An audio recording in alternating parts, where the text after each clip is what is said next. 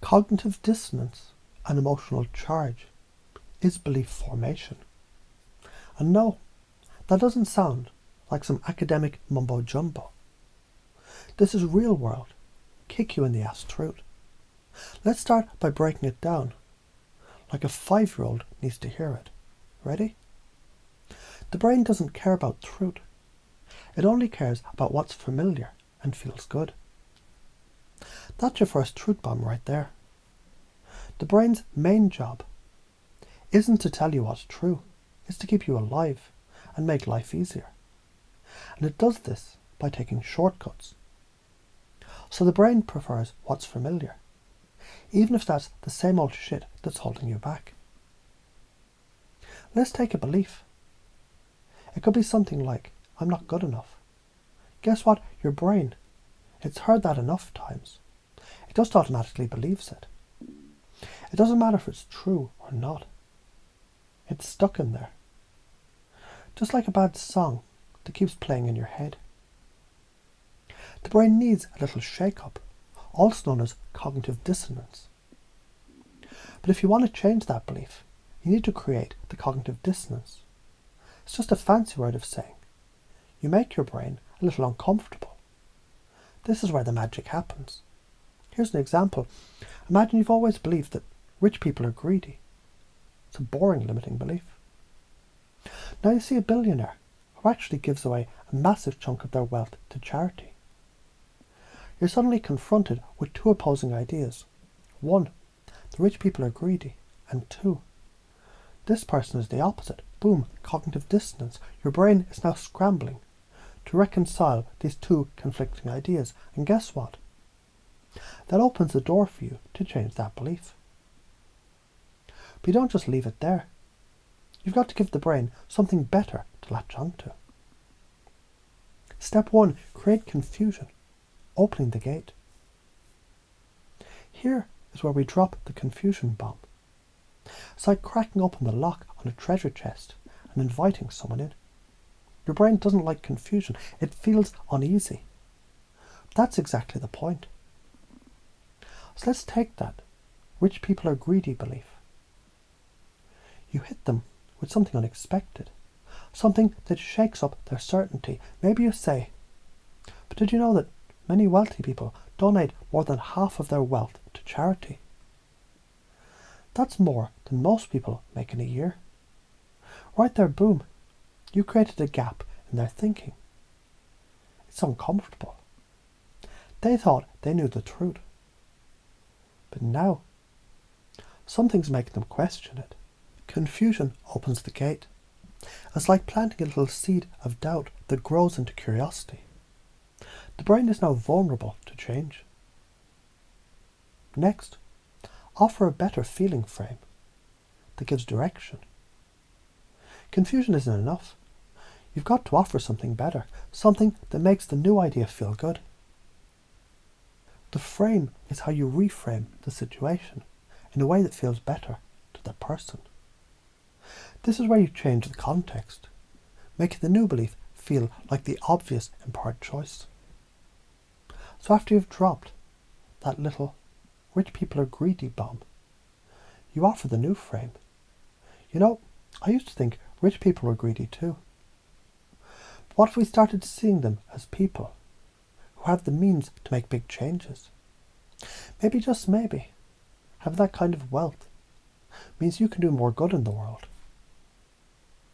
Now, they're starting to feel something different. Hope, empowerment, possibility.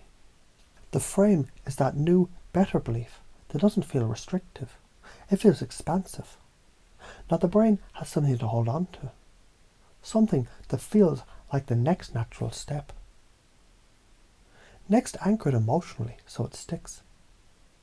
Now you've confused them. You've shifted the frame, but guess what?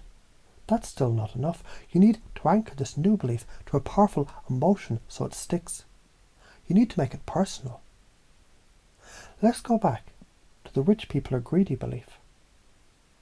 After you've introduced the idea of wealth as a tool for change, you anchor it emotionally by asking, can you imagine a world where wealthy individuals were seen as heroes, People who fund education, save lives, and fund research to fight disease. Can you see that? Now as they visualize that, get them to feel it. Feel the empowerment, the inspiration. Maybe even get them to tap their fingers together while they're talking about it. So every time they think about this new belief, it's anchored to that feeling of hope. When they connect that belief with emotion, it becomes sticky. And guess what? That belief is now theirs. Not because it's true or false, because it feels good and it's anchored in their emotional experience. The science of why this works. Let's break it down. Cognitive dissonance is the tension your brain feels when it holds conflicting beliefs. The brain doesn't like tension, so it works to resolve it. This discomfort is what opens the gateway for a new belief to take root. Then the better feeling frame is important because emotions, they're stored in the brain as patterns. When you introduce a new belief, you attach it to a positive emotion, which makes the new belief feel familiar and uncomfortable. The brain remembers how it feels and it wants more of it. That's why it sticks. Anchoring is crucial because it turns that new belief into an automatic response. By attaching it to an emotional trigger, the new belief can be accessed on command. That's when it becomes a part of you unconsciously. Why you're stuck with limiting beliefs. Most of the time, we get stuck in limiting beliefs because we don't have the tools to interrupt them. The brain simply takes the familiar path, even if it's painful or untrue. The secret is interrupting that pattern by creating confusion. Once you disrupt the pattern, you can introduce something better and then anchor it. Think about all the times you played small. Maybe you've been stuck in self-doubt, or you've convinced yourself that you're not good enough. Those are limiting beliefs. The reasons they're there is because they're familiar, not because they're true. So what do you do with that knowledge? How do you apply this? First, start interrupting your own patterns. Don't just accept those shitty beliefs that hold you back.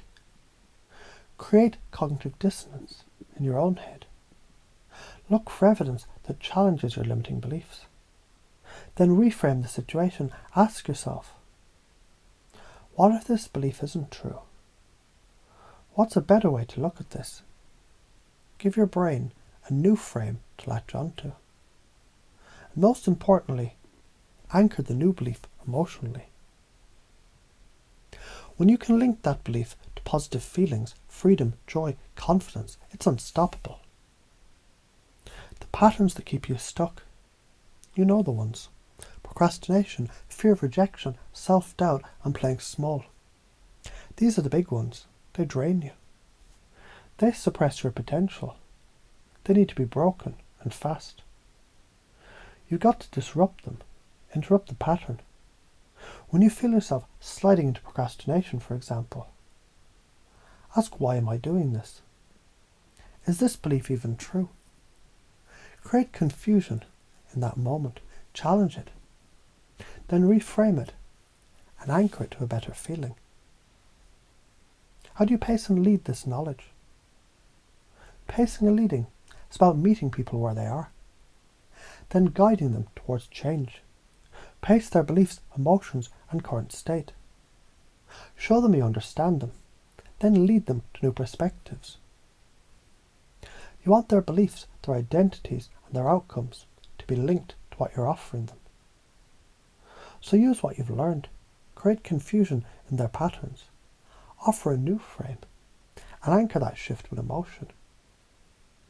You're not just changing their mind, you're changing their whole world. If you truly want to transform your life, it's not about looking for the perfect beliefs. It's about interrupting the ones that are holding you back, offering better feeling beliefs and anchoring them so deep they become second nature. No more excuses. It's time to wake the hell up. Make your mind work for you, not against you.